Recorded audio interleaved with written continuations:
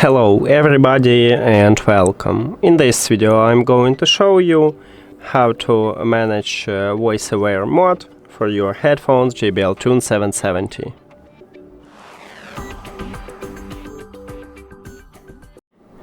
You have to start by open JBL Headphones application. Of course your headphones should be connected with the app, and then you will see headphones menu. If you are in the main menu, just tap at your headphones here. Then you need to scroll down a bit, and right here we have voice aware.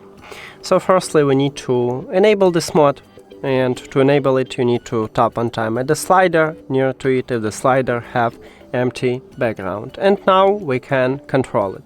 So by default it's set to medium. Right here we have three options: low, medium and high. So if you want to hear yourself more quietly, you move this dot to the low, or only to the low, or you can disable this mode.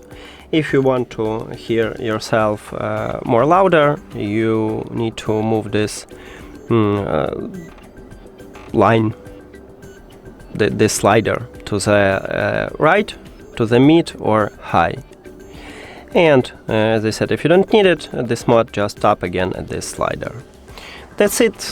Thank you for watching this video. If you found it helpful, please consider subscribing to the channel and leave the like on the video. See you later.